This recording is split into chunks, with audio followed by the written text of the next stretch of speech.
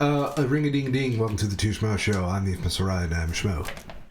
I'm Cairo, and I'm also a Schmo. And I am fucking tired. I showed Cairo this last night, but I did like 26 miles last night. Yeah, that's crazy. It was all running in place, because it's too cold to run outside. True. I don't know, I've seen a couple of genuinely crazy people out running, and I don't know how they do it. I was doing the math in my head because like I had to eat throughout the day because obviously I didn't prep for it. This was like a last minute thing. I was just going to do it because I thought I could do it. Mm-hmm. I ate like maybe a day and a half of calories by accident because I was just looking for fuel, but I burnt more than 2 days of calories. Yeah, that's doing that running, especially that many calories running is the crazy thing. Because I've been tracking my calories when I was doing biking and when I would occasionally do running. And I always got frustrated at how much harder it is to burn calories jogging and running than it was biking. So it's easier biking? That's for me, it is, at least, because I could get the pace that I needed to quicker. Oh, that's and fair. I could hold that pace. Yeah.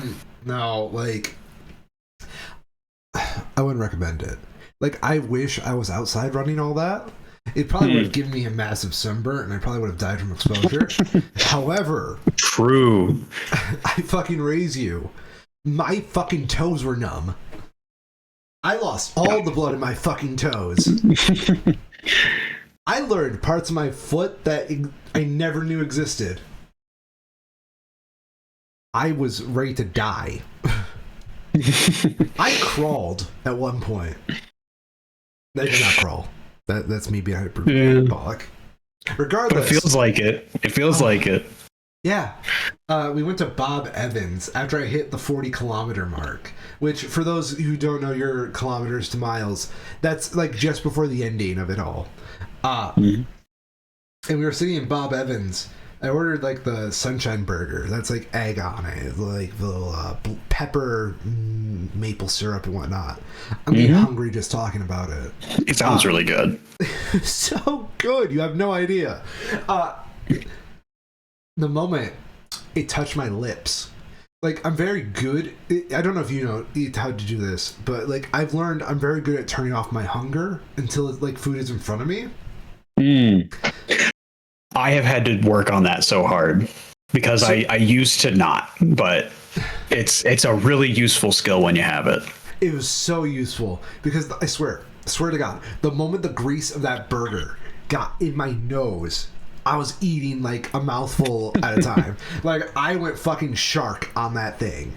And like, my lovely fiance is looking at me across the the table, and she's just watching me destroy this burger. I've got maple syrup all over my fucking hands, and I'm going like just terribly. We're out in public. I'm embarrassing both of us at this point. I had to get up from the table and like wash my hands and finish the rest of it with a fork and knife. That I'm not being hyperbolic on. And then we come back home and I'm like, I'm still fucking hungry. So I make this giant bowl of fucking chocolate Rice Krispies, which I hate cereal, but man, that hit the spot. And that's the thing. I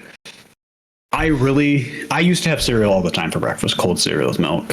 Yeah. And I do kind of miss it some days, but it's got to be like the super sweet cereal, I feel like. You know, every once in a while I'll get like a box of Captain Crunch still. That hits right.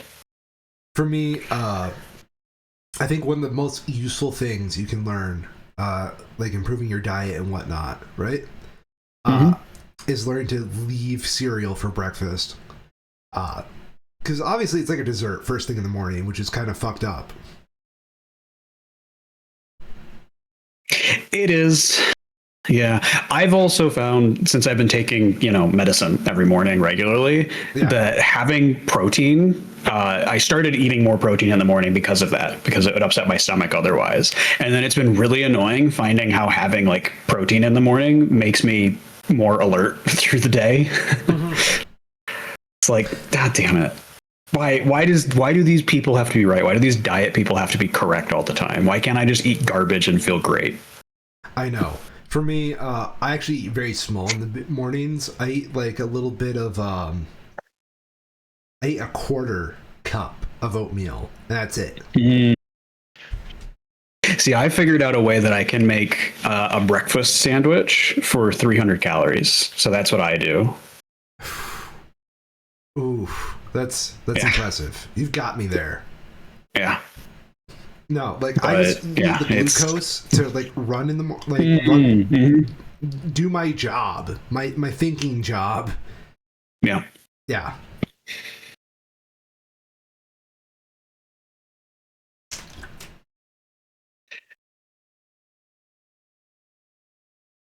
So yeah, welcome to hell, everybody. I hope you missed us.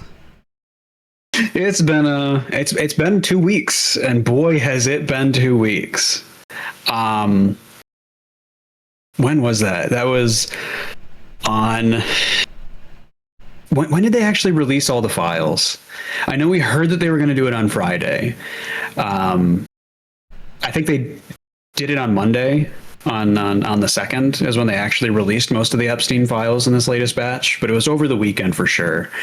And this is one of the best things that I've learned in covering the government. And particularly, I learned this covering the Supreme Court because they do it like clockwork. But if the government is releasing something, or anybody is releasing something that they don't want people to pay attention to, they do it on a Friday afternoon. Because people are busy doing stuff, trying to not think about work so they can get on with the weekend. And the likelihood of somebody seeing something on a Friday and then going out and actually reading about that thing on a Saturday is a lot lower than if you do it any other day of the week. Partly because it's kind of funny, just the state of our society. There's so many people with like office or office adjacent jobs that have, 2-3 hours during the day where they're kind of more or less doing nothing. They're either doing busy work where they have a lot of downtime, or they're like waiting for a process to finish and they read stuff or scroll social media on their phone during that downtime. And, you release something on a Friday, they don't have that downtime because it's the weekend. They're doing stuff. They're taking care of chores around the house. They're going out to dinner, stuff like that. So when the note came out on a Friday afternoon that the Justice Department is going to be releasing some 3 million additional pages of the Epstein files, that was immediately throwing up red flags of this is going to be really bad for me. And it did not disappoint, to say the very least. Yo, the Epstein files were like Avengers Infinity War. Everybody was there. It is, yeah. It's crazy how pervasive all of this is. And that the worst of this, we still don't know. They've redacted or they've just not released plenty of stuff still. And they're open about that. There's probably, thousands of documents, right, that are going to be, okay, so I guess to back up, to start this over, one has to imagine that the Epstein files are far more comprehensive than a bunch of relatively innocuous emails full of gross people talking about gross things, but only really that. You have to imagine that there's going to be a lot of pictures of people who were murdered or assaulted. Yeah. And sexually assaulted.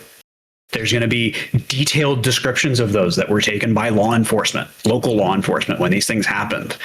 And that we've already gotten some of that.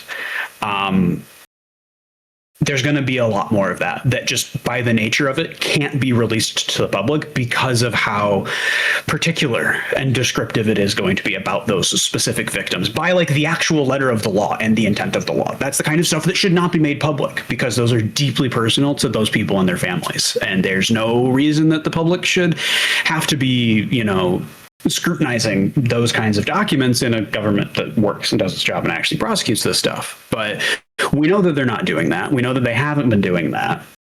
And apparently, Congress is going to be getting like the actual unredacted Epstein files here fairly soon. And when that happens, they're probably going to be getting some of that, if that information still exists, right?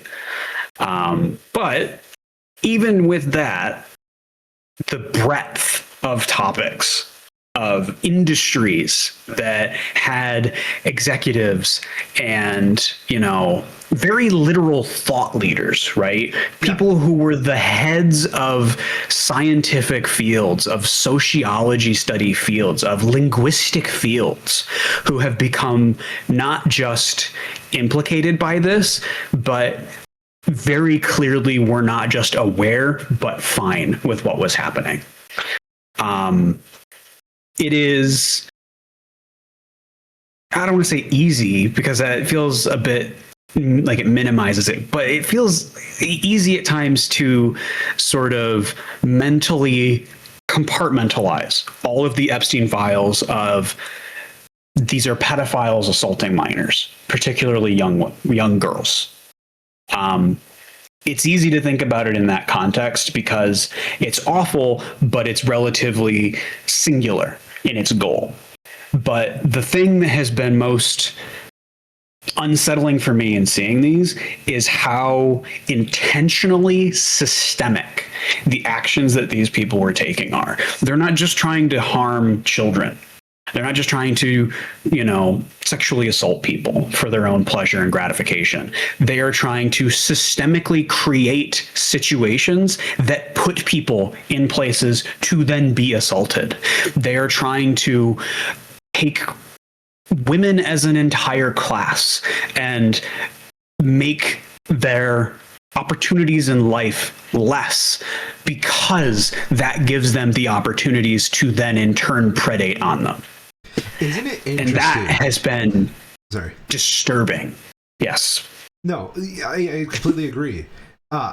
It's so interesting to me, though, how their whole goal of, you know, class systems that are so easy to exploit those of lower classes just happens to feel real nice with the fetishization of like old America that a lot of conservatives love to keep in tow, that you see a lot ever since like 2016 on the internet and like incel cultures and all this far right bullshit. It's quite literally like it's an adoption of mindset. Yeah, absolutely. One of the most terminally online parts of this, but for the people who are on that level, is the most, I think, groundbreaking to see this, was how it probably would have happened already without the direct interference of Epstein, but how the founder and creator and maintainer of 4chan created the whole subgroup on 4chan the day after having a dinner with Epstein, talking about that possibility. The possibility of giving, you know, unabashed, basically unmoderated free speech on 4chan, but having it quarantined to a specific location.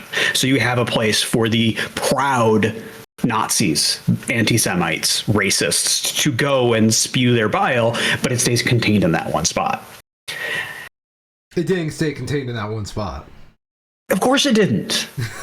All it did is it gave these people a place to go find other people like themselves, to congregate in different places. And that's exactly what happened. Repetition legitimizes.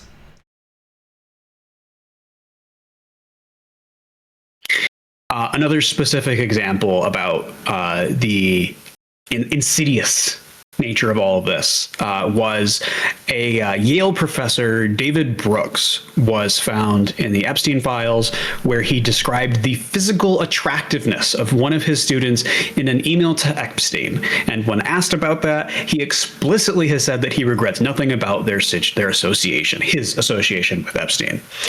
So I'm going to quote his response. This is the response of the guy who was in detail describing the physical qualities of one of his students to a known serial assaulter.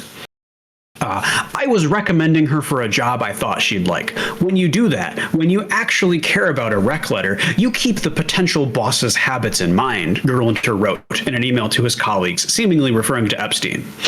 Continuing, this one was obsessed with girls, like every other unmarried billionaire in Manhattan. In fact, every other heterosex male.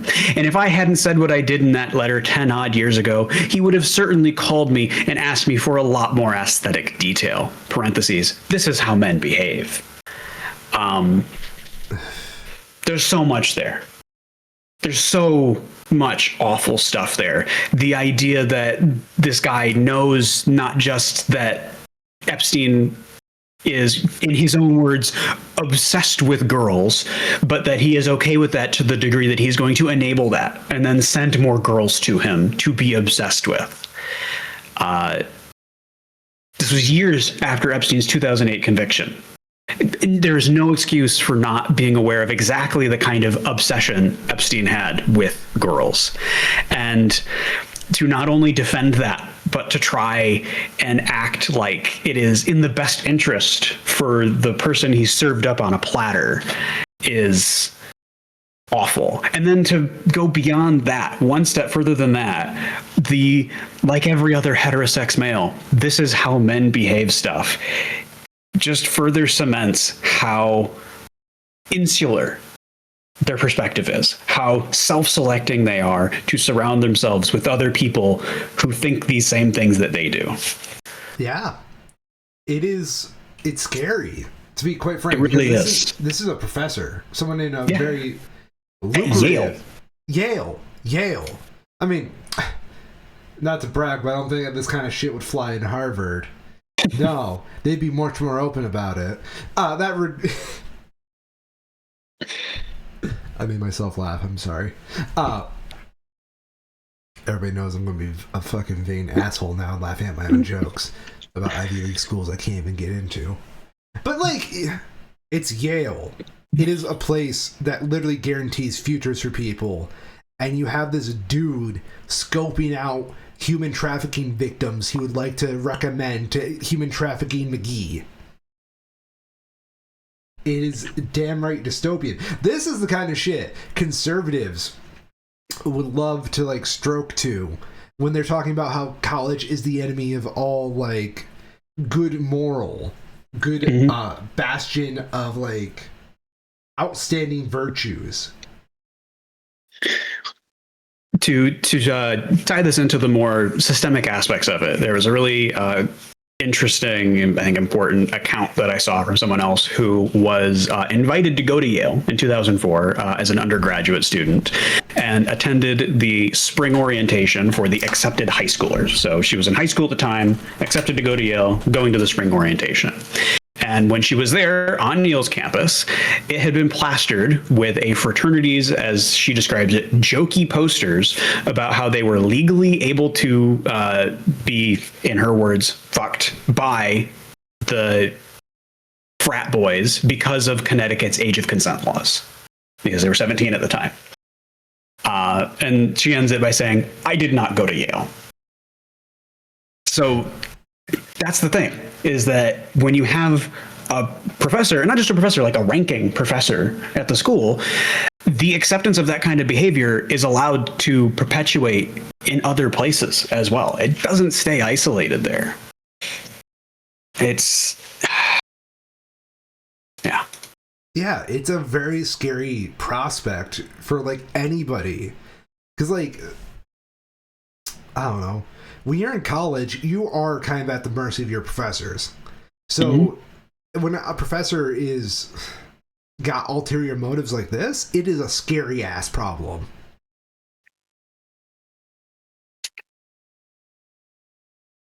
Yeah, it really is. To get into some of the more specifics of it, because that's where a lot of the public interest tends to go, is seeing how, you know, a celebrity is implicated by this, right? Yeah. The obvious one is Trump. Trump is one of the most frequently named people in the Epstein files. Though, to be fair, that is also because he was the president for 4 years, and he was a prominent businessman and politician before that. So there's lots of people talking about him. A good example I saw of that was that Obama is mentioned about 1,000 times in the Epstein files, and it is entirely people talking about him. So the pure number is not on its own always useful, but in Trump's case, there's details. We have allegations, reports that were made to law enforcement and the FBI about Trump both raping children and threatening to kill children for if they talk about what happened. There was another one where there's an FBI report citing a confidential witness that was part of this that has the claim that Trump has been compromised by Israel. This was filed in 2020. There's a lot of stuff beyond that as well that is very hard to verify and vet, because there are a lot of documents in this that are like a person called the FBI and made a claim. And the FBI tried to follow up and wasn't able to follow up. So they have the claim recorded, but they have no follow-up on that. And the next question is, of course, well, how hard did the FBI actually try to follow up? And they probably didn't try very hard in a lot of these cases because they clearly did not want to. But it is very graphic, the things that we do know, in ways that would be very hard to have faked, or would be very easy to go verify if somebody wanted to.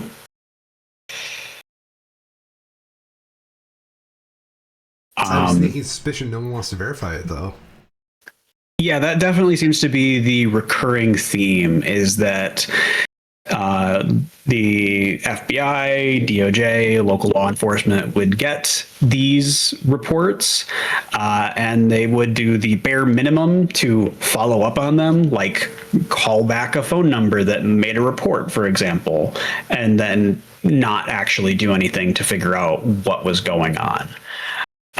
There was another one of an email chain among U.S. government personal documents detailing a report alleging that Ghislaine Maxwell sold a girl into sexual slavery and torture in the 1990s that resulted in that girl's death, with Prince Andrew named by the reporting individual as an accessory to that event.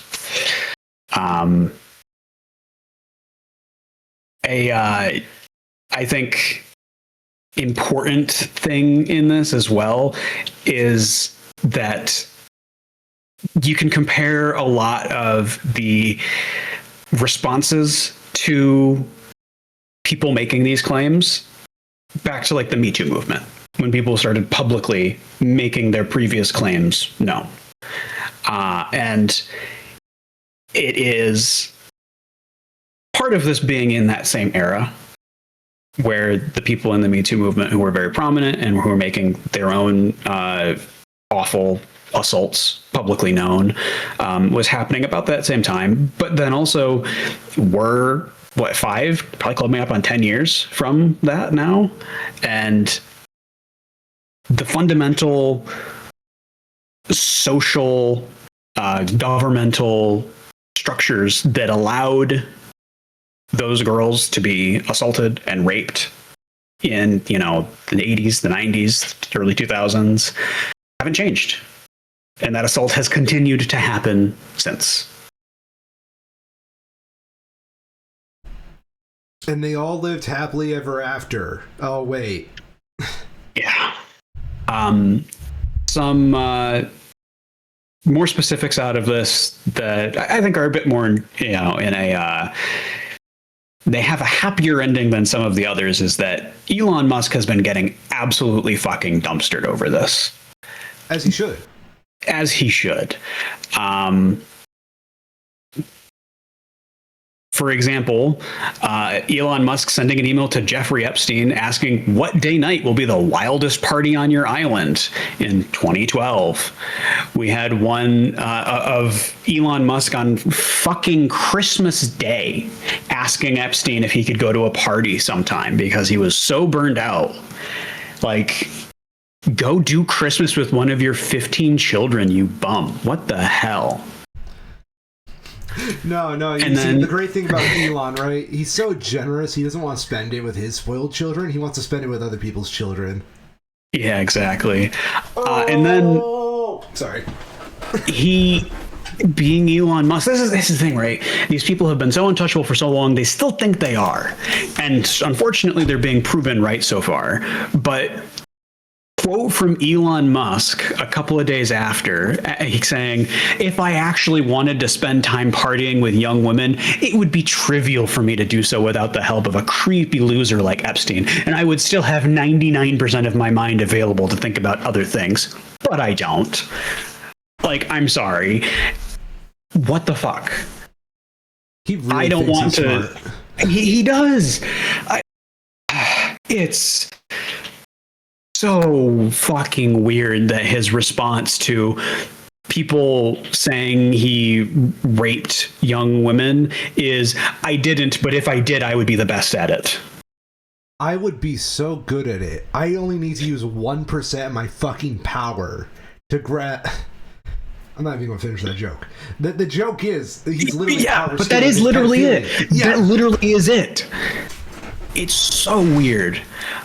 We also had, I don't even know who the fuck this is, some obvious asshole, but somebody on Twitter said, it breaks my heart to say, but in order to save this country, we are probably going to have to do things that make women sad. And Elon Musk responds, true words. And it's really important to keep in mind that the context here of make women sad means remove protections from them that result in them being raped, assaulted, or no longer able to get access to things like abortion or healthcare. That is what they mean when they say make women sad, is make women slaves, is to return to a period of time where women did not have the right to vote, where women did not have the right to open a bank account, for example. It's so interesting to me how it saves the country to do such a thing when women have done nothing but contribute. It's because they're sexist assholes, right? Yeah. I don't know how you even become such a sexist asshole other than, the whole mindless propagation and enabling of just your own perversion by your own social status and fellow perverts. I do think that, not to get too, woke about it, but I do think that there's a very strong element of it that goes back to the eugenicists of the 50s and 60s. The idea that not only is the straight white male better than all of the other people, but they are genetically better. And because of that, they deserve to be at the top of a social caste system. And that if they were, it would be for the betterment of everyone. As a local straight white male, I do believe I'm better than everybody, but that's just because I'm that guy. It's the kind of thing that sounds almost like conspiratorial, and I feel like often gets eye rolls from normal people when you try to connect these dots to be like, no, this is things that these people have been trying to do for decades, for generations. This is not an Epstein problem. This is a cultural problem. Epstein was a product. He wasn't even a product. He was a business for something that's existed long before him and will be after him as well. Yes, absolutely. You can. There's still fucking states that let you marry 13-year-olds. Oh my god! I heard a story about a child bride survivor, child marriage survivor, and those stories broke my fucking heart. That is the scariest shit. It's really fucking bad. It is. I don't understand how we allow this to still happen. I mean, I know why. I know. Right. It's because the people who want it to happen are systemically benefiting from the systems of power that keep them in political office, for example, or heads of school, of college boards, professors at Yale. They're all the same people, and they use their positions of power to perpetuate the systems that they want, whether they knowingly actively do it or not, right? Like that Yale guy, he's probably serious in his, he's like earnest, right? In his belief that I care about this student of mine and I want her to have the best, you know, prospects for her. And I think she would probably really like this job. So to do that, I'm going to describe her physical appearance to a known serial sexual abuser.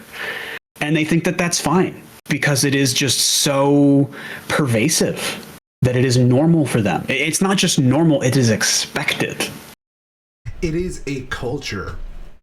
I would love to compare it to like drug addiction to some extent, that you have very desperate people who could have anything in the world, but they so choose to go after this. And because of the whole social stigma about it, you know, it's like an honor among thieves to support each other. And just because of how high profile their clientele is, it's a kind of thing where the ship rises with the water. Yeah. To put a pin in this and move on to the rest of this, I want to, and to be a little bit, you know, fair and balanced, right? Bill Gates is also heavily implicated in a substantial part of the Epstein files. As far as I know, there's nothing that like explicitly, directly leads to any claims that he, you know, assaulted anybody himself, but there's enough that he, at the very least, was aware of what was going on and was able to look beyond that for his own benefit and pleasure. And to really put a point in this, I found it very, you know, powerful that Melinda Gates, his ex-wife, went on NPR and explicitly said that she ended her marriage with Bill Gates because of the allegations in the Epstein files and Bill's unwillingness to end those relationships that he had made afterwards. Unwillingness is quite the word.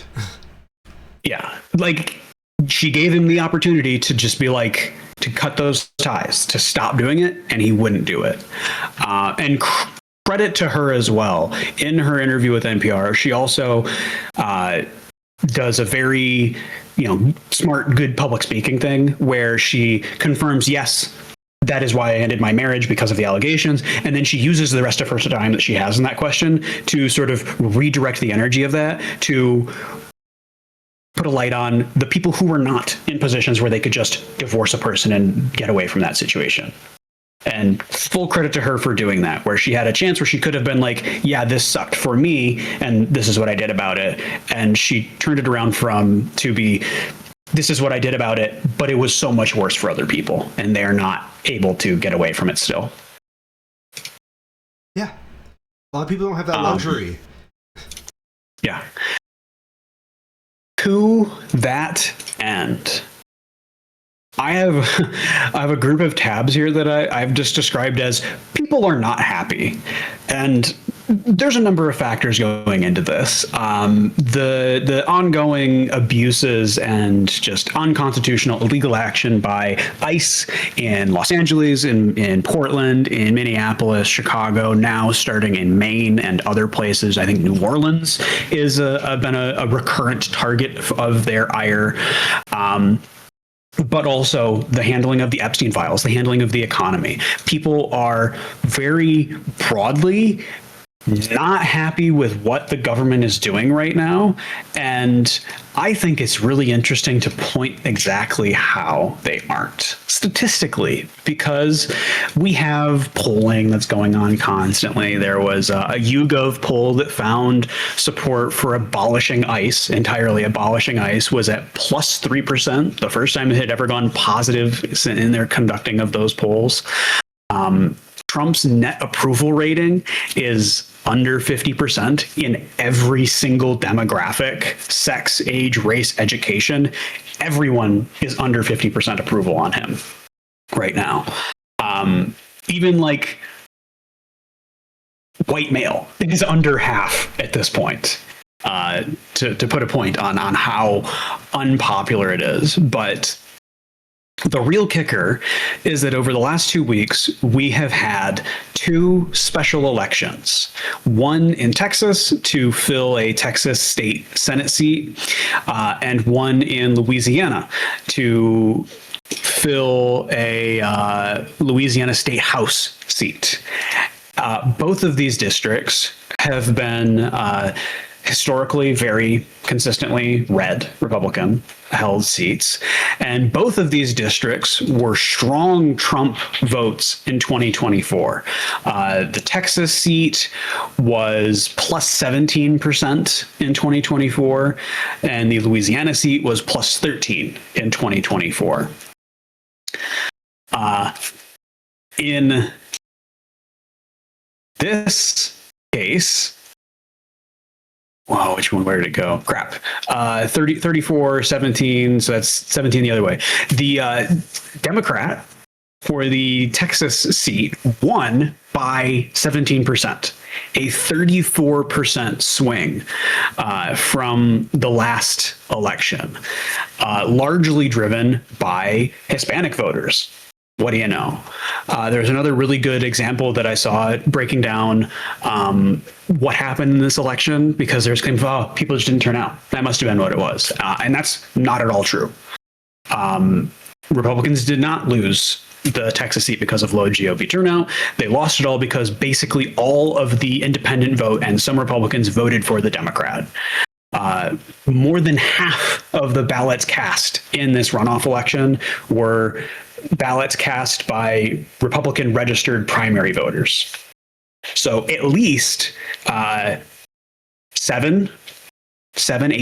of those Republican votes, which actually works out to closer to like 15%, because it's 7% of half, went to a Democrat. They voted for not the Republican because of what's been going on lately. And this Louisiana seat was even more stark. Plus 13 for Trump in 2024. It was now plus 37. 37, is that right? 62, 34. Plus 34, I think. If I'm doing my math right. A 37-point shift. So these are extremely damning poll results, and are things that have been very quickly noticed by people in positions of power. I think that's one of the reasons why we're seeing so much pressure try to be put on the Fed right now, because the Republicans are desperate for anything to land in their court that makes them look good. And one of the ways that they can do that is by forcing the Fed to cut interest rates. Because they have nothing else going on right now. They are underwater on every policy, on everything, in a way that I have never seen in my life.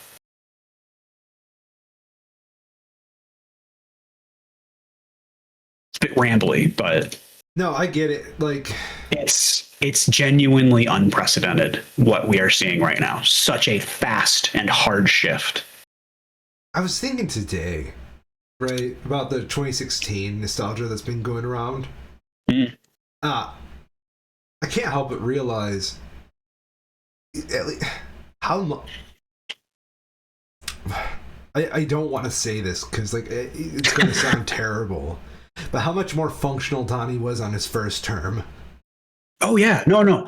I completely agree with what you mean. I've seen a couple of side-by-sides of like the Greenland stuff, especially, right? There's a couple of very like offhand remarks of his in, I think, 2018, where he was being asked about Greenland, Iceland, and the national sovereignty of the U.S.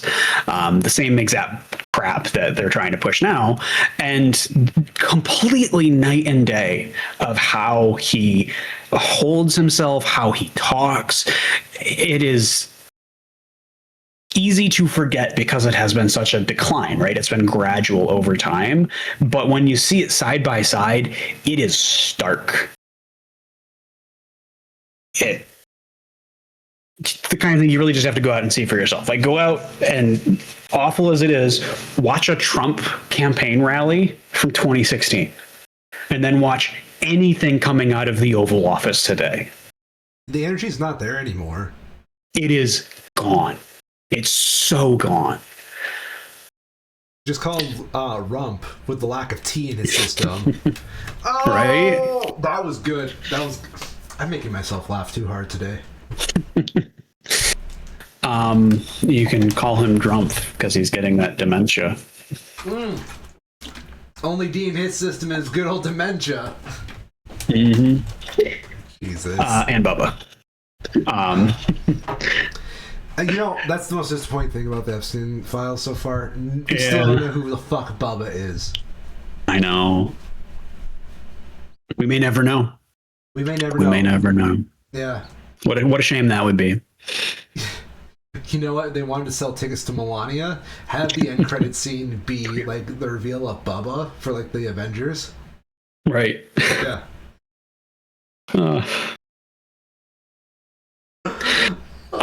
But yeah, their Republican leadership right now is panicking. I have been really impressed with the average American person, right? We talked about this a little bit in 2023 and 2024, how I at least remember talking about the idea of how I feared things would get worse before they got better, right? And I do still think that we're not past that point yet. Things are not going to get better at least until January of next year, when the next Congress can convene. That's the best case scenario. It's probably going to be longer than that for these things to get untangled, if they ever do. But I have been really impressed, and I would say I've been proven wrong by the American public at how quickly they have been able to recognize that this shit is not okay and that something needs to change. You know, I remember dooming election night and like the day after election night, because like I felt like there was this disassociation I had with our culture, you know? Mm-hmm. And like I thought it was just we were in a place where all this was finally okay to people. And like I was just worried because like I have friends who aren't like I'm gonna be fine. I don't think I'm ever gonna be like the target, but I have friends who are targets. And that's all that was on my mind during that night was like who gets hit first, you know? I've always really had it stick with me, and I don't know how accurate it actually is, but there's a line in The Big Short talking about, I guess to give it the context, in The Big Short, there's a scene where two of the people who are shorting the housing market are celebrating because they've just made this big revelation of a place that they can newly short other things to make even more money. And they're celebrating because they're going to make so much money when this is over. And the third, more experienced one of them literally like grabs them and says, "Stop. What are you celebrating right now? Do you realize what you're betting against? People are going to lose their jobs. People are going to lose their homes. People are going to die if what you've just betted on comes true."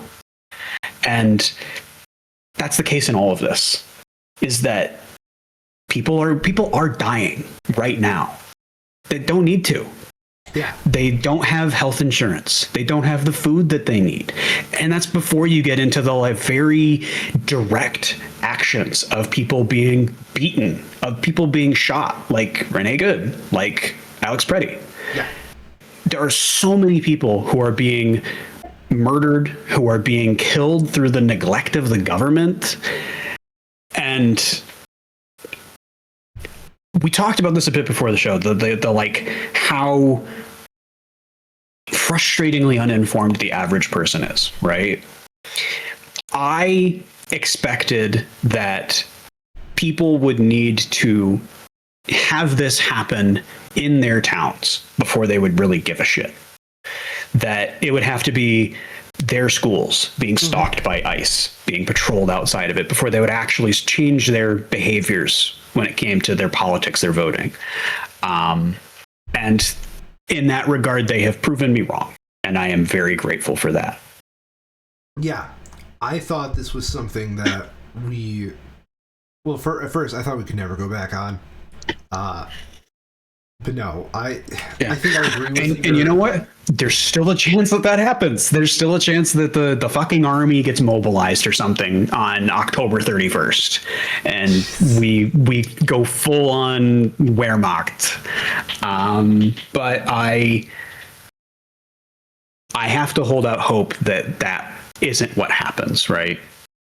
Because if you resign yourself to that happening, what are you doing in the first place, right? Yeah. I don't think it's going to happen, because I think something else is going to happen between now and then. I sure hope so. I will say there is a significant amount of dooming that is happening as it relates to ICE specifically. The mobilization of the Department of Homeland Security and the agencies that are under their purview. ICE will not be able to stop the elections if things continue as they are looking right now. For one, there's not enough of them. Yeah. There just isn't. There's something like 30,000 voting districts, and that's before you get into individual voting places, right? Like, here, let me do a quick check of how many not counties, townships are there in Michigan. There's 1,200 townships just in Michigan. How many voting places, how many polling places do you think fucking Detroit has on top of that? That's one state, and we're barely even like above half for size, right? Yeah. So if you think they're going to be able to go into California or New York, where there's tens of thousands of voting places that are like actually relevant to the outcomes of the elections, even if they don't go after the Republican ones somehow, there's not enough of them. What, you think one guy outside of a polling place is going to be enough just standing there? No. People are pissed. Yeah. People are not happy about what's going on right now. And I guarantee you there's a non-zero amount of what's been happening of people who are just angry at the government in general. And this is a way that they can tell them to fuck off, even if they don't actually disagree, policy wise that much with the current Republican Party, especially in their own states. They want to send a message. People are pissed. I'm waiting for the let them eat cake moment. Yeah, I don't know what it's going to look like exactly, but I am not very optimistic. I have been pleased to see that not only is there a shift happening, but there is a shift happening that's big enough that the Republicans are obviously scared by it. For a couple other quick examples here, Ted Cruz decided to tweet about the, I guess I'm going to give one of our good news things here a little bit early. Sorry, I know we're going to do that at the end. But the Supreme Court is ruled that they're going to be allowing California to use their congressional map that favors Democrats. You love to see it.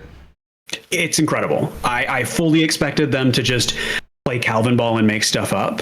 But it seems like they're going to be relatively consistent on this, where if Texas's maps are valid, California's maps have to be valid too. So, you don't got to give it to them, but they did the right thing. They put it this way, they didn't do the right thing here. Neither of those maps should be allowed to stand, right? But they're at least being consistently shitty about their philosophy in this case. So I want to talk about Virginia really quick, though, because Virginia is also redistricting, and they're going from a state that had, where did it go?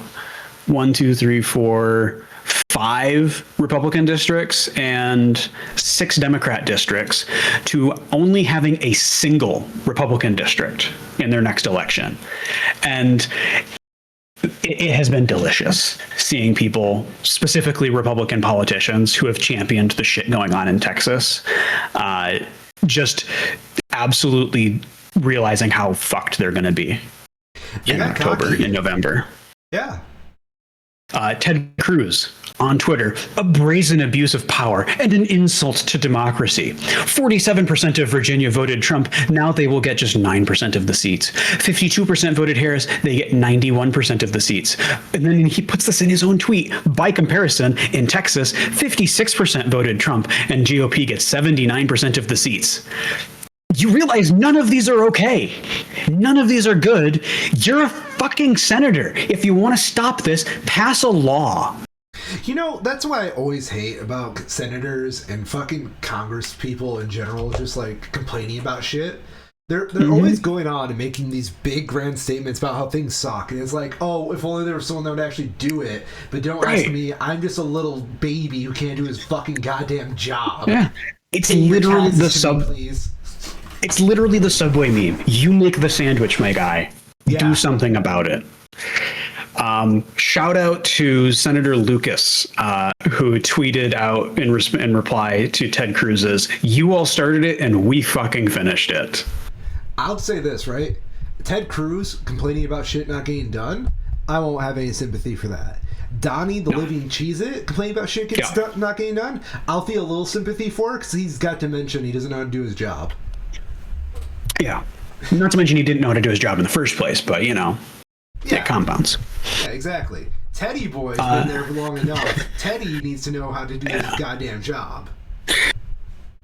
Well, let's actually... Okay, I'm going to finish up, and then I want to get your thoughts on something that's been going on. I don't have actually a tab for this, but we can wing this. So the last thing I wanted to mention is that there's a lot of talk from Democratic leadership, especially Chuck Schumer, about how you can't just abolish ICE. They're doing all these concessions that don't actually seem like they're going to do that much in the grand scheme to actually curb the behavior of these agents. You know, they're already breaking the law. They'll just break the law more.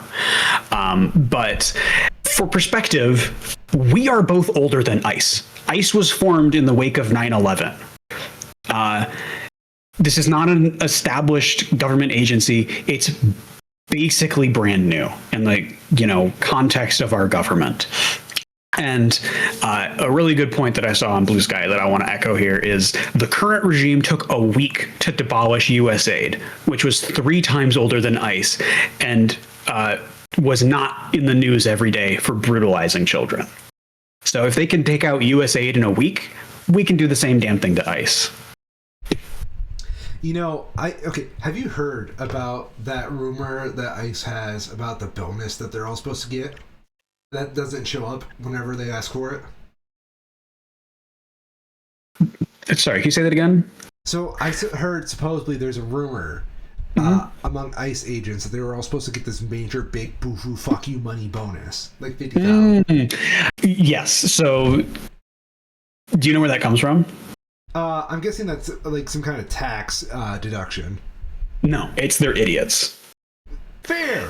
There's been all of these, you know, they've been big social media push, right, for the ICE of $30,000, $50,000 signing bonus thing.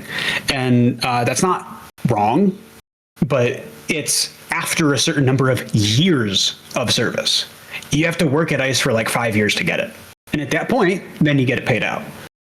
But they didn't read the fine print, so they signed up for ICE, and they're going and doing these atrocities expecting to get paid for it, and they're not getting paid for it. And everybody hates them because of what they're doing, obviously. It's so funny. It really is. Because I don't think they're going to last much longer until they get their money. Because some of them, I'm pretty sure... No, I don't think so. Yeah. We're a year into this, really like 6 months into this internal push of this, where ICE is being very publicly being made very public in what they're doing, and there's like week after week these reports of how they hate their jobs. Yeah. They not don't just hate their jobs, they hate that people are treating them badly because of their jobs. They think that they're not doing anything wrong. It's very, you know, abuser coded type of language. Why does everybody hate me for doing my job when your job is to brutalize minorities? Take a fucking guess, guy. What do you think people hate you for? Yeah, I don't... This is going to sound... I don't know. I don't think this is going to sound bad, but I don't know. I'll be really surprised if this doesn't happen. The suicide rates amongst these guys has got to be astronomical. I don't. Knowing my own Like- personal history, I don't wish that upon anybody. I don't either, but this mix of doing an objectively shitty job where you're seeing awful things day in and day out, and then on top of that, like when you talk about this in the context of like the military, right? Generally, they have pretty broad public support. They have support from the people who, their families and their friends, right? Yeah. These guys don't even have that. Wasn't there like a thing about the incel to ICE pipeline? Oh, absolutely. Oh yeah. Yeah. I wanted to get your quick thoughts though before we move on here. I saw a piece this week about how Samuel Alito might be preparing to retire from the Supreme Court. That's Not sure if you heard about this. Well, they want to, if he's going to do it, they want to do it while Trump is president, is the main thing. Yeah. Before the midterms and everything gets held up there. Do you want to take a guess at the two names I've heard floated around to take that seat, should it happen? I know one of them because I've heard it. We're looking at Teddy Boy. And Yes. if I had to make a stupid guess, Mm-hmm. I'm thinking of someone who else sucks Donnie's Cheez-It flavored cock. They're in Florida. Tell you that. Florida. It's not DeSantis, is it? No. He, I don't think, is actually a lawyer. Okay. This person is a judge right now. Wait. Ted's a lawyer? Yes. He has a law background. I don't know if he's a lawyer, but he has a background in law. I'm going to hit a correspondence school one of these days and just get my bar license. I just want to see if I can do it. I'm sure I could do it. Like, I guarantee you could. Because it's a standardized test, right? You prep for it like any other one. I guarantee you could get it figured out. It's just a lot of memorization, right? It's a lot of memorization, I assure you. The problem, I think, is the dyslexia thing, because standardized tests do not work well with me with that. I will say the nature of the bar, from what I understand it, is basically entirely writing. It's here's a situation, figure it out, and tell us how you're going to figure it out, and write for 8 hours explaining how you're going to figure it out. That kind of thing. Give us so I've already passed the insurance bar, the producer's licensing exam. I could probably do it. Anyway, I guarantee you could. It's a time thing, right? Who's number two? Eileen Cannon. It was not going to be my pick, but I can see why they chose it. Yeah. So obviously Alito has not actually announced any retirement now. It's sort of reading the tea leaves kind of thing. But I think there's some legitimacy in that reading, and we will have to see if that pans out. If there is ever a Supreme Court Justice Cruz, I will probably scream because God, would I hate that. The other side of that, though, is that if he's a Supreme Court justice, he can't be a senator. So, Is Ted Cruz better or worse for the Supreme Court than Sam Alito? I argue he might be better because he's less likely to tweet all these sad boy hours, oh, boo-hoo, won't someone do something, if he doesn't have to worry about getting votes constantly. It's an interesting one. Yeah. Because, Alito is a pretty big piece of shit still. Okay, yeah, Alito's a piece of shit, don't get me wrong, right? Yeah. I think I wouldn't mind it if Alito was just off the board, Teddy goes to fill in the seat, and then we have an election over that spot, which we know how Texas elections have been going lately. Wink, wink, nudge, nudge. Mm-hmm. Just saying. On retirements, I wanted to quickly mention this because we had another Republican House member announce that they will not be seeking re-election in the fall. And I was curious, and you did some really quick work to pull this up. I was really impressed by that. Ballotpedia has a running list of the list of Congress and U.S. House incumbents who did not seek re-election for a given year. So we have the last three midterm elections, 2018, 2022, and now 2026. With who is not seeking re-election, the number of people that aren't seeking re-election. And on the surface, it's relatively normal seeming. 2018 was a high watermark. There was, I've seen mixed numbers on this actually, so there might be some missing here or there. Oh, no, I see what it is. 52 House members did not seek re-election. 3 senators did not. So 52 is the number to keep in mind. 52 House representatives did not seek re-election in 2018. In 2022, there was 49 members of the U.S. House that did not seek re-election. And that around 50 number is pretty consistent. It's like high 40s tends to be pretty typical in a given year. Right now, there are 51 U.S. House incumbents who have announced that they will not be seeking re-election. So the interesting thing about that is, first, it's February, and we're one away from the high watermark of the, 21st century in U.S. politics. So while by the numbers, we aren't past the point that we would expect at this point, it seems likely that we're going to cross that before the end of the year, before the midterms. It's also worth noting the number that the reason for why they're not seeking re-election, right? Because very often, the majority of cases, people don't seek re-election because they're either not most often, almost exclusively, because they're going for offices in other positions. They're running for Senate, they're running for governor, they're running for an AG position. Half of the current slate of incumbents not seeking re-election are doing it because they are retiring from public office altogether. And as far as I can see, that is a high watermark. So it feels like there's more public officials, particularly in the House of Representatives, that are retiring specifically. And the numbers, for now at least, seem to back that trend up. So with that out of the way, we're going to have to kind of rapid fire here because there is a fair bit to go through.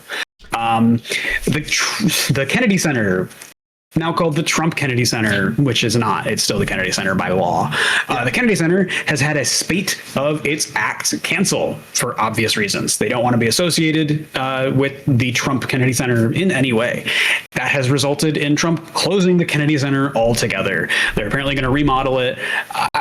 What a shit show. Can you imagine a more defeated way of dealing with this? Of so many people are canceling their performances at your theater that you have to close it to remodel it.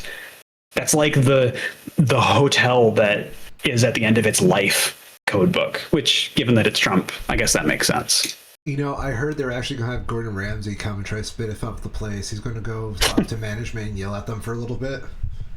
Yeah, that seems about right. Fuck me, you call this the fucking Kennedy Center? I wanted to make a quick mention as well about the state of the U.S. dollar, because talked briefly about the pressure that's being put on the Fed right now to try and get them to drop interest rates to give the appearance of a stronger economy, even though that when interest rates go down, inflation goes up. Another lever that can be done to give the false appearance of a strong, not a strong economy, the appearance of, to make people feel like their money is going further, is to devalue the dollar. This has been a recurrent thing that we've seen where the U.S. government is seemingly giddy over the dollar collapsing. We had the president tweet out, truth out, the dollar collapse is happening right now. And a lot of that is made to seem like they think it's a bad thing, that the government thinks it's a bad thing. Yep. Where in reality, they think the dollar becoming devalued is good.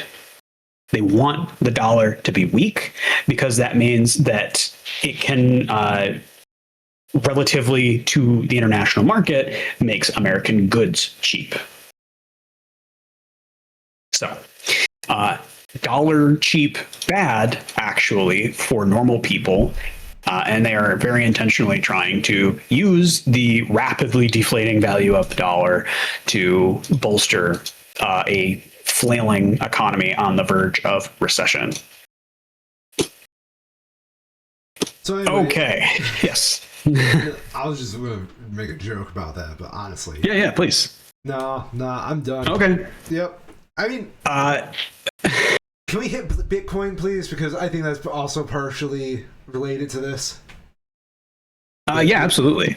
So we lose to lead into this, we've had a bit of a flurry of very mixed trending on negative AI news.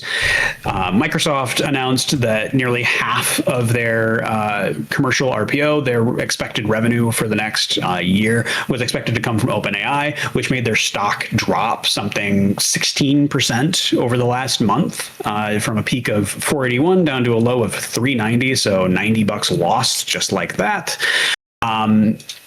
Going on from there, we had a variety of spooky market activity that has been surrounding AI companies having their values drop because they're not making money and they need more and more and more money.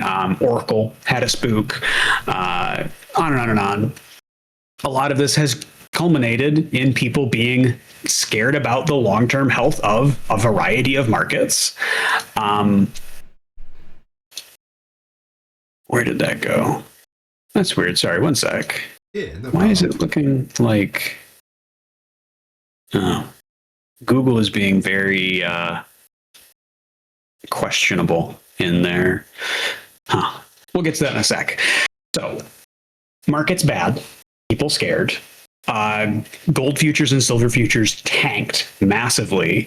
What we see is this consistent trend of people with financial holdings pulling their monies out of long-term investments to pay off short-term debt.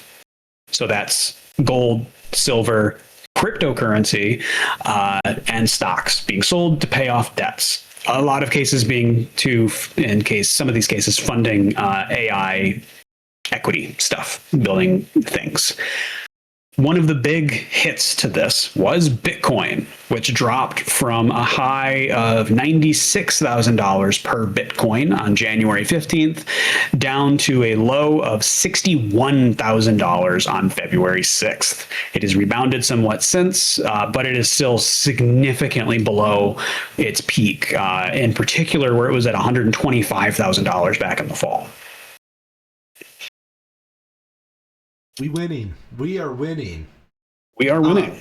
It's been a long time coming, but it is happening. Let's see here.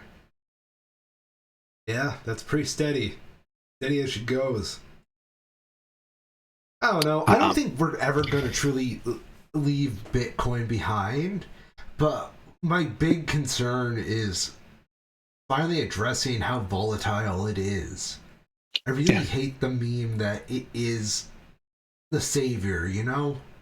Yeah, and that's the thing, is that all of that is pushed by people who already have large amounts of it. Yeah. They want the value to go up, and the best way for the value to go up would be, hey, example, the US Treasury buys a shitload of it. That's what they want. Under Donnie's concern, it's quite possible, but if Donnie doesn't do it, I don't think anybody will ever do it. Yeah. I'm surprised they haven't done it already. Maybe they did do it already, it just wasn't that big, but it's not good. And it was really striking that gold futures and silver futures dropped as quickly as they did, because those have always been, they were the Bitcoin before the internet, right? That was the thing that got bought up by people who were looking for a non-dollar thing because they didn't trust the government, or they didn't want their money controlled by governments. So, yeah, it's not good. That's to say the least. I saw that the unemployment rate went up for the first time since last year. Small amount, just 0.1%, from 4.3 to 4.4, but it's not a good sign. I think the way I heard it described was that we're currently in a no fire, no hire market where people aren't losing jobs in particularly large amounts, but nobody's hiring either. So the unemployment rate's staying relatively flat, even though nobody's really happy with the state of the economy at this point. Yeah. And a lot of the fear is in people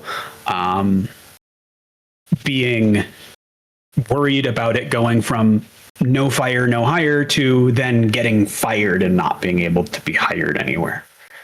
And a lot of the broader economic growth in the US right now seems to be propped up by these AI companies building infrastructure that may never turn on, and infrastructure that does not require a lot of people to actually manage them. You know, that's the part I still have a hard time accepting.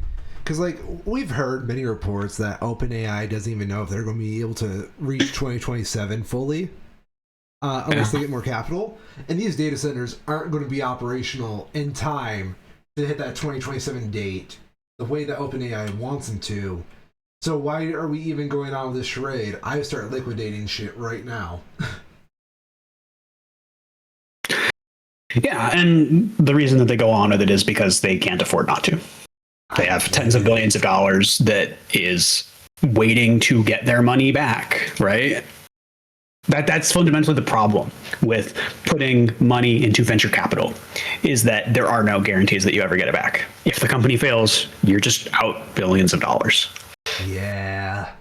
And there's a lot of billions of dollars in this venture capital right now that is desperate to get anything out of it.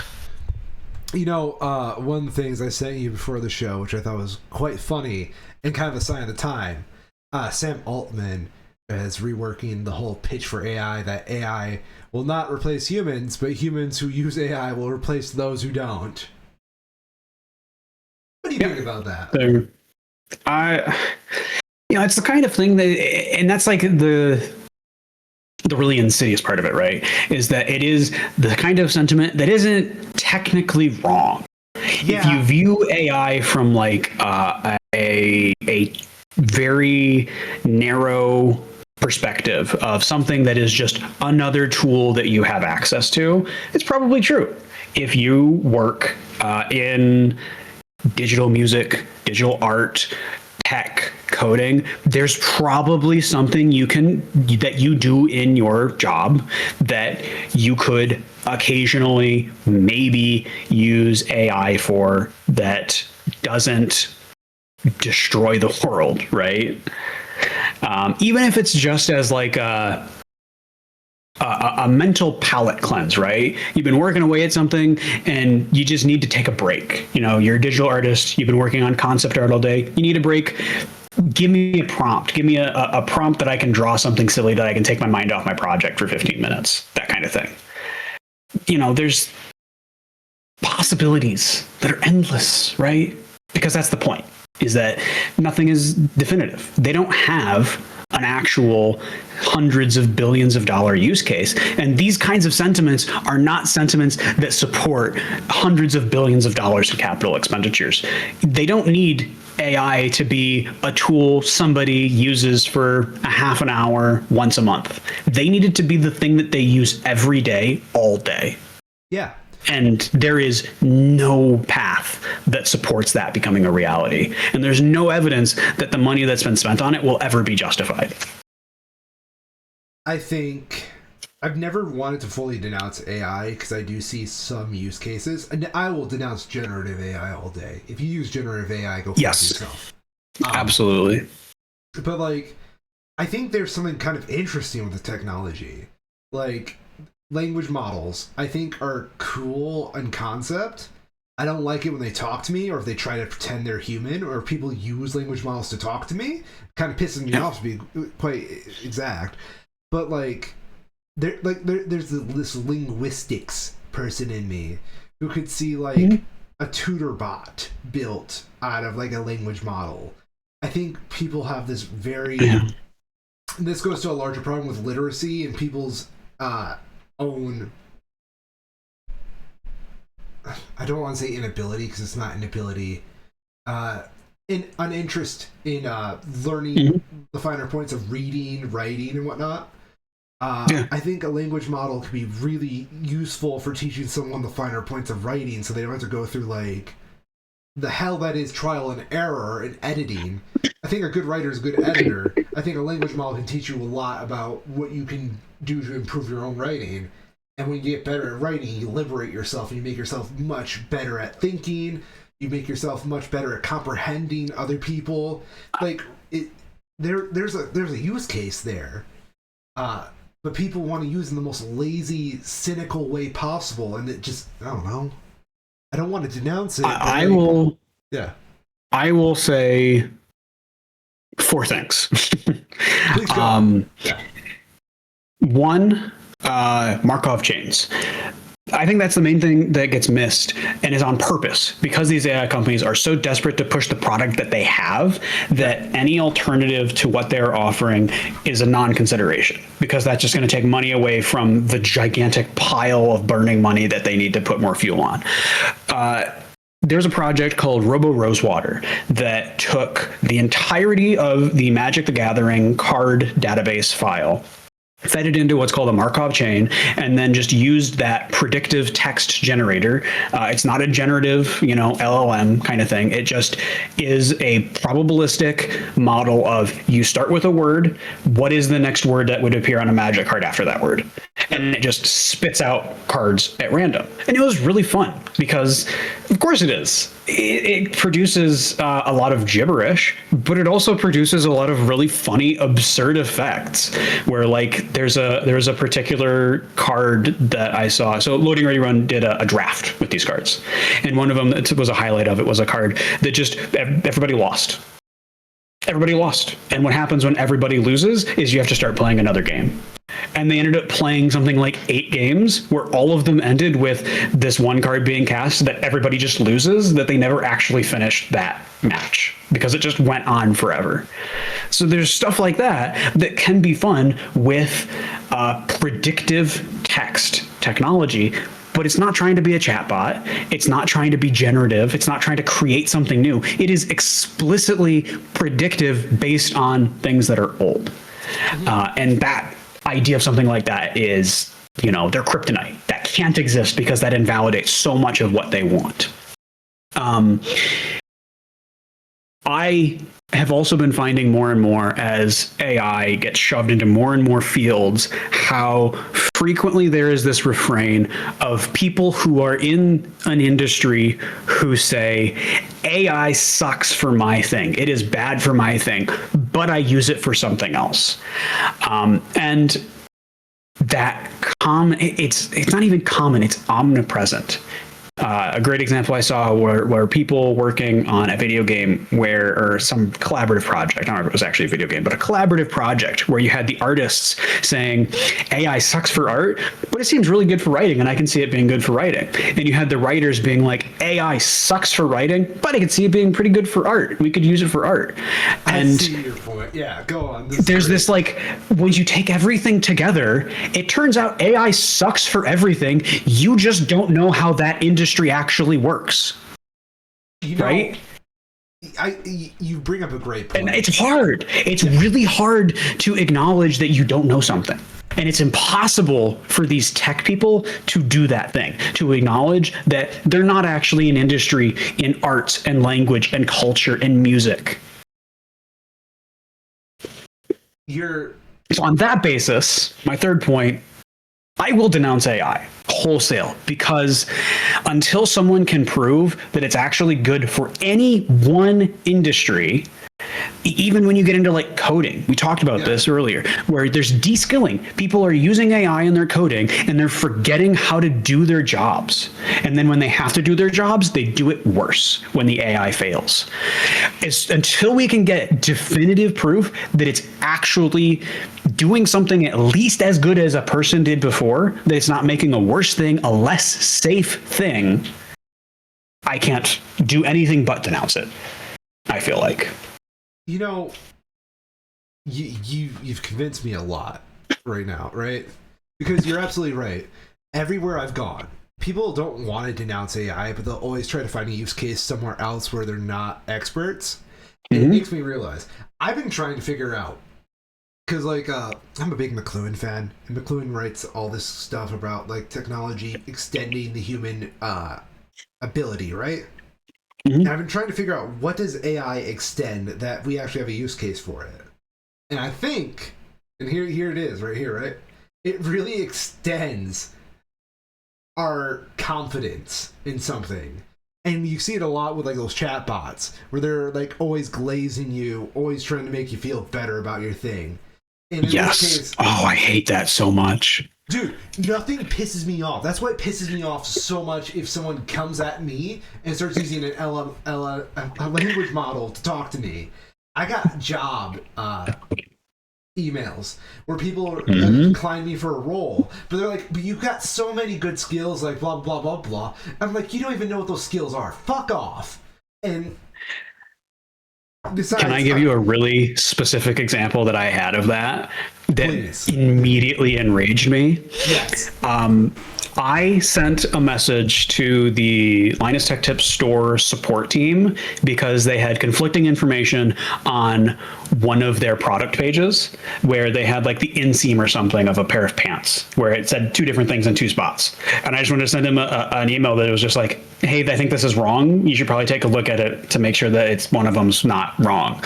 And I got a response from what is obviously an AI, and it acknowledges later in it that it is an AI agent. So, you know, they're not trying to hide it, but you can immediately tell that it's an AI agent because I said, what's up with the size guide for the tech pants? It's different in two spots. And it immediately starts glazing me. Thanks so much for catching the inconsistency in the pants size guide. You're absolutely right. While the size guide, it's like, no. You don't know. You're a fucking AI. You don't know this. You're just lying right now. And you're not lying because you're a machine. You can't lie. You don't have agency. Stop. It's fucking tech. It's not even tech support. It's a clothing store support. Shut the fuck up. So yeah. Absolutely enraged me. I hate it. Yes, please. Right, Kyril, you're absolutely right about those AI glazing people. Someone really should do something about that. You're so smart for calling that out. I hate that you're doing this. I know what you're doing and I hate it. I am mischievous today. My lovely fiance is out of the apartment, so like I'm being a little bit louder than I would traditionally be. And I find I'm very funny when I choose to be loud. No, you know, hey, shout out to all the people watching garbage YouTube in 2021. Loud is funny. Loud is kind of funny. Loud has its use cases, right? Loud, absolutely. Yes. Not loud all the time, but sometimes loud. AI, right? Yes. It extends your confidence. That's the only use case I am now certain it has. In which case, I want to bring up my earlier example in the revelation you kind of stirred me to. Mm-hmm. I like writing. I fancy myself a pretty decent writer, all things considered. Journalism degree and whatnot. So I do know my way around syntax. However, I don't know teaching writing that well. In which case, I saw a use case for AI in something I know shit about. I don't know shit about it. I just know from my own personal experience, I've deconstructed those sentences, and I actually sent a really lovely Wikipedia article about it. I would highly recommend people look it up. Wikipedia's guidelines for addressing AI attempts at edits to Wikipedia and what to look out for. In which case, I thought there was a lot of value in deconstructing that, because language models do have a lovely sentence structure to them. Yeah, they have a tick. They do. They are built off well-written lines that they did not come up with, and the writers and the developers had nothing to do with. Yeah. They're excellent plagiarists who don't know what they're doing. You can learn a lot from that plagiarism. That's probably the only value in that plagiarism. You know, so it's not wrong. I will say, AI can fuck off. Show me a good use of AI, and I'll go back to maybe I won't denounce it.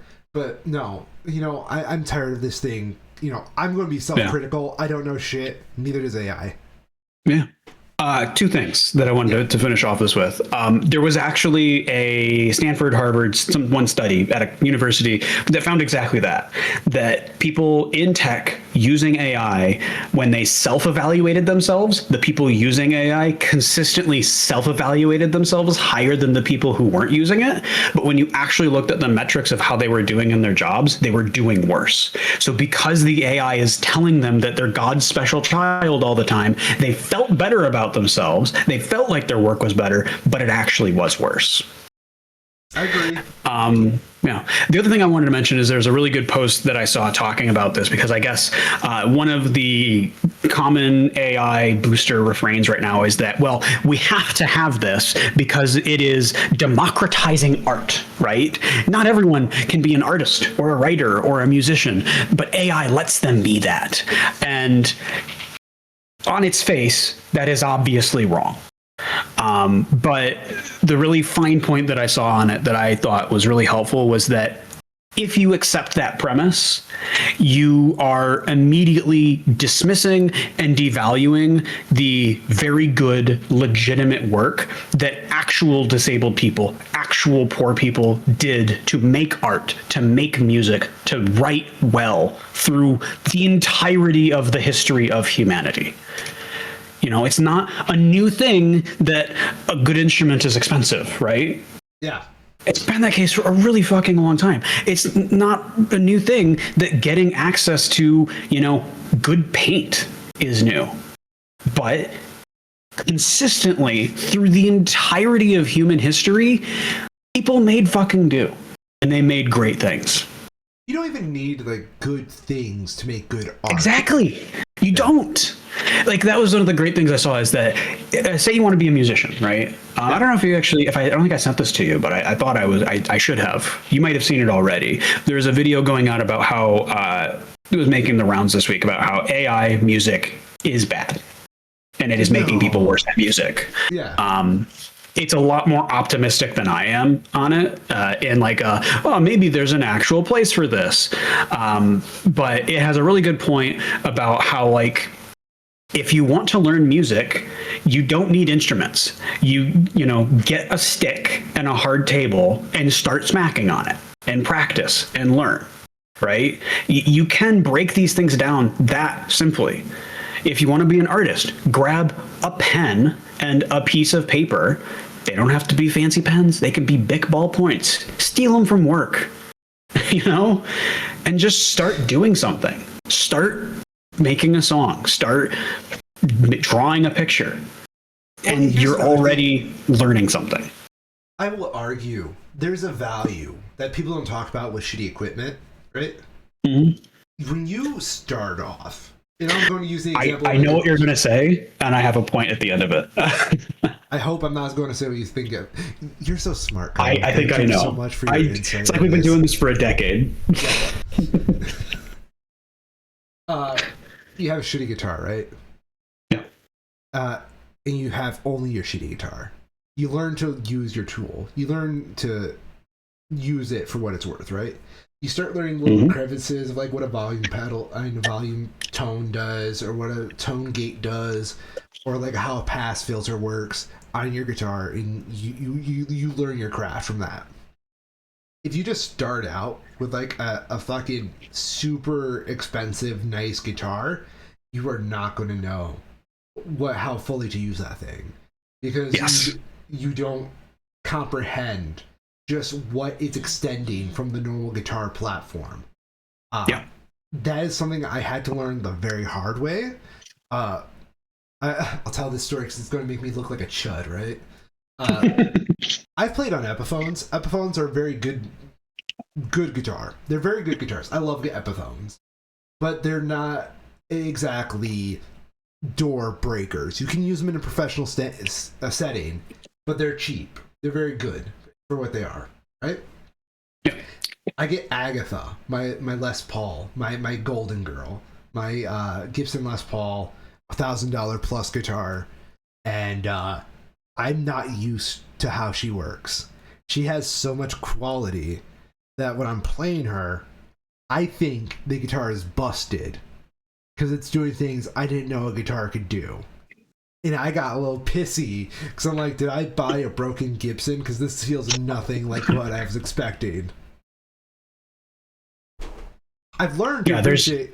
Yeah, sorry. Yeah, there's so much value in learning how to use something that's not perfect. Yeah. And then, like, obviously I had a learning period with Agatha to, like, learn what she actually does different than, like, a normal guitar because of, like, the quality, what I'm used to. And you know what?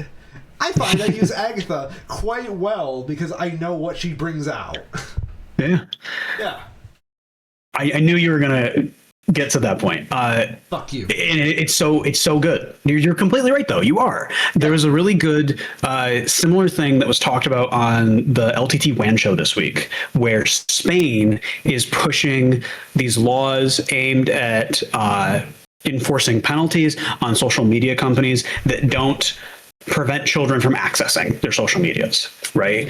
And the question was, what are the options here? And is it good or not, right? Because you either have systems that get kids off of social media, or force kids to find workarounds to still use social media. And the really good point that they brought up in that is that either outcome is good. Either you have a kid who's not using social media anymore, which is objectively good for that child. We know this. There's mountains of research that proves it. Or you have a kid who is going out there and learning to do a thing, to do the thing that they want to do, which is use social media. They're figuring out a workaround. They're figuring out how to use a VPN, or how to use their phone, how to use their computer. They're thinking about a thing and problem solving. Both of those outcomes are better than doing nothing. Even if that kid's still on social media, they had to jump through a hoop, and they had to learn how to jump through that hoop, and that's still good. Yeah, you bring up a great point there. I do think we have this bad tendency to coddle people. Like, they know not what they do. And, like, I don't know. Maybe being coddled, right? As bad as it is.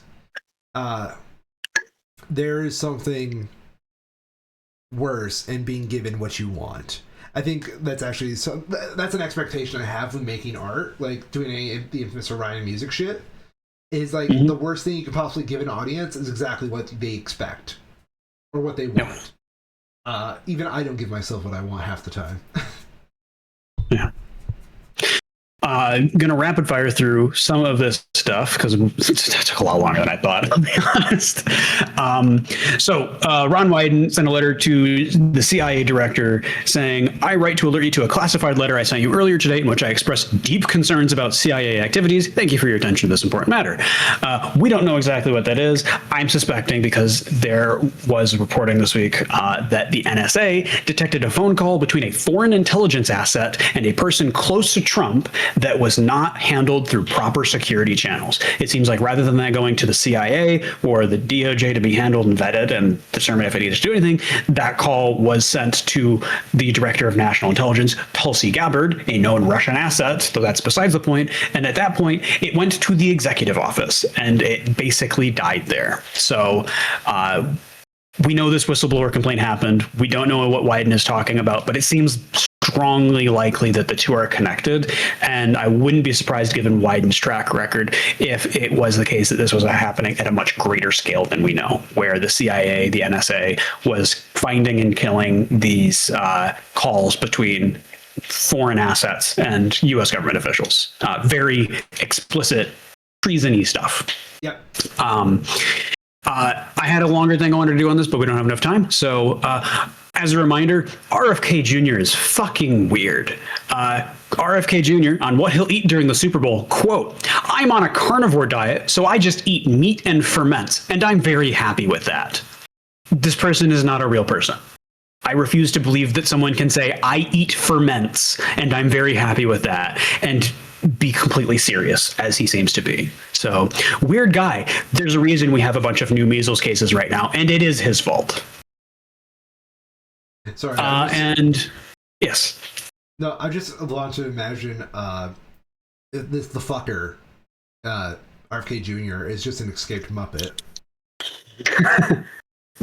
Go on. So, last thing before we get to the rest of the things, Kid Rock the Country Music Festival is having a bunch of problems. Shinedown, Ludacris, Morgan Wade, and Carter Faith have all pulled out of the show. They had to cancel one of the locations in South Carolina. There's going to be one here in Michigan, so we'll see if that goes ahead. But people are not happy with what is going on right now, and that is causing the musicians tied to this to back out of this show. Another fun knock-on of this is that a lot of people are becoming aware of how big of a piece of shit Kid Rock is. In particular, like the fact that that he talks about wanting to have, sex with minors in one of his songs. Very explicit, gross stuff. Fuck him. Yeah. And I'm glad that he's getting, he's being made fun of through all of this, and he very much deserves it.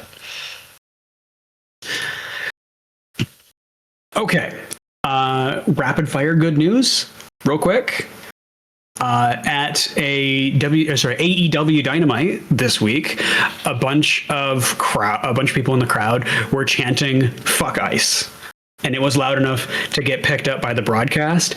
And it came out that the ref who was sort of like coordinating this particular fight, because this happened just before the fight, intentionally didn't start the fight when he was supposed to, that he planned to. He waited a little bit to let the chant go on. So good job to that ref. Good job for the people at that AEW event. Other good news. We have a cure for pancreatic cancer. Woo! In human models, in mice. It's not 100% there, but massive step forward. Health and the sciences has been absolutely killing it lately, in spite of all of the people trying to stop them. Actually, more good news. A judge dismissed the murder and weapon charges against Luigi Mangione, meaning that he will not face the death penalty in his case. There are still 2 charges remaining. He's probably going to go to jail for a very, very long time, unfortunately. But the death penalty obviously is important, and I'm very glad that that is at least off the table. And last, but certainly not least, Liam Ramos is back at home in Minnesota. His family is still being harassed by the government, of course, because they're despicable people. But, he is home at the very least. And good reminder that there are hundreds of other children who were in the same position that he no longer is in, who also need help. But it is sure as hell better to have one of them out of there than none of them. Yeah. Let's talk movies. Melania came out. I was laughing at this before the show. The Rotten Tomatoes score, 8% from critics, 99% from audiences. What do you know?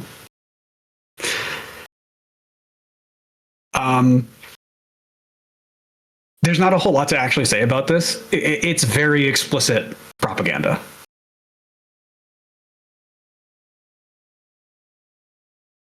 Yeah, I've got nothing about it. I don't see how Melania, one of the most uninteresting first ladies in the world, like in the history of the U.S., deserves a movie. When they don't. Jill Stein was a fucking is a doctor, right?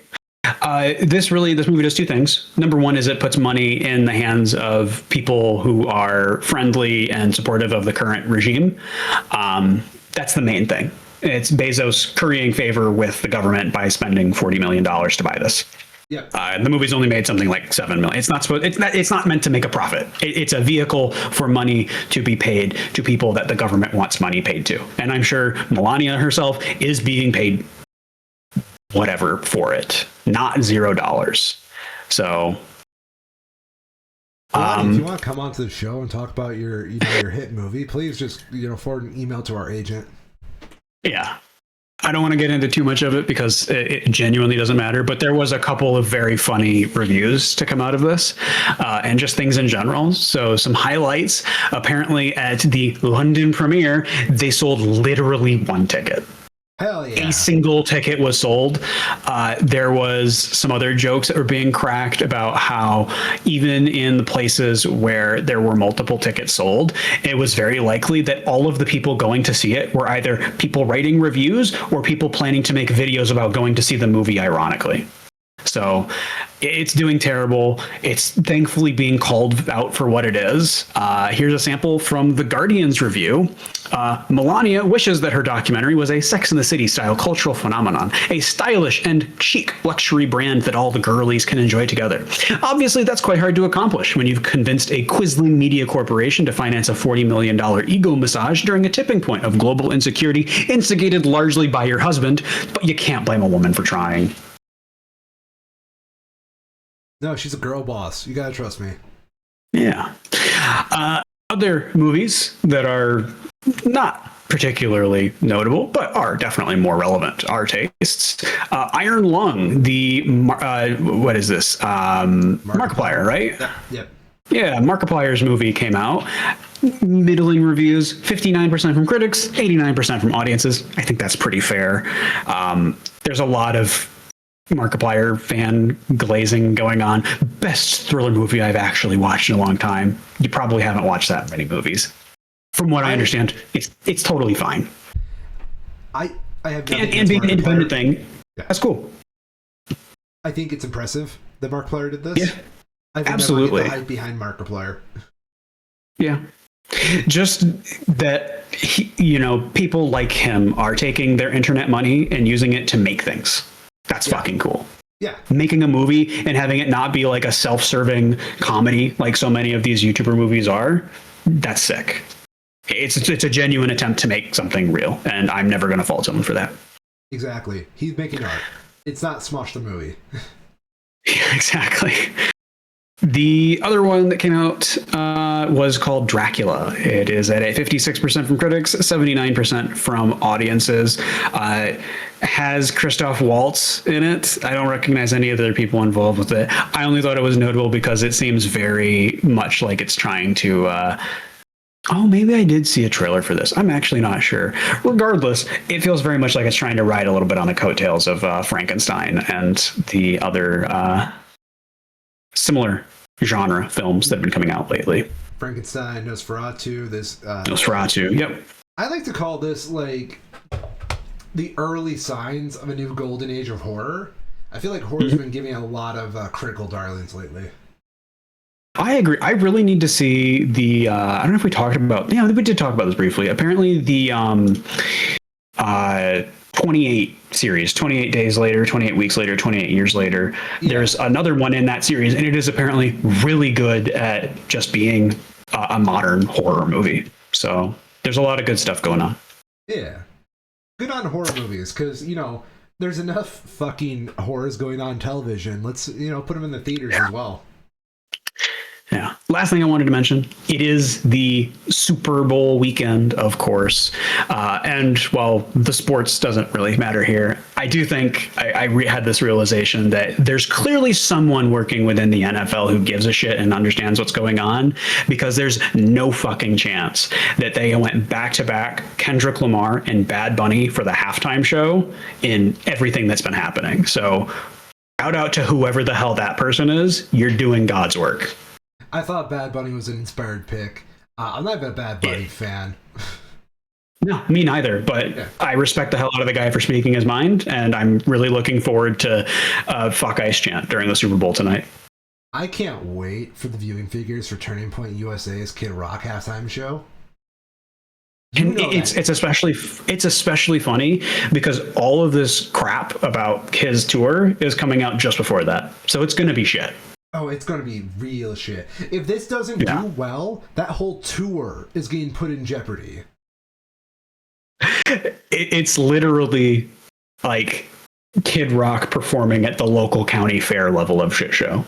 Yeah, because it literally is that. Yeah. You know a fun fact? Yeah.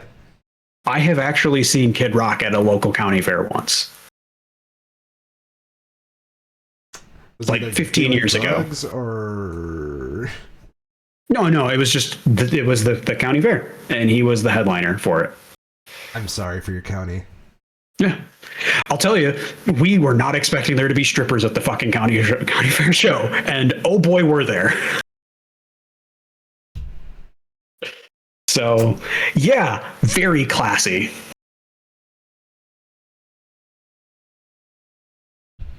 I'm sorry, I wanted to make a joke, like, instead of the fuck ice chant that we know is coming tonight, Turning Point USA is going to do, when I say statutory, you say mandatory chant.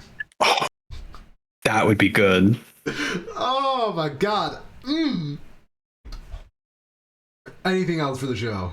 That's all I got. Okay. Oh, actually, I do have one more thing. In honor of the Super Bowl, I am wearing my Superb Owl socks. Congratulations. Yeah, I wanted to mention that. I'm wearing Liquid Death socks. Because I'm a fucking shill for water. Apparently. Water's Okay. good. You can chill for worse. Yeah. I'm Miss Orion, and my cat's pawing at me. He wants attention right now. And I'm Cairo. And I'm also a schmo. And this has been the Two Schmoes Show.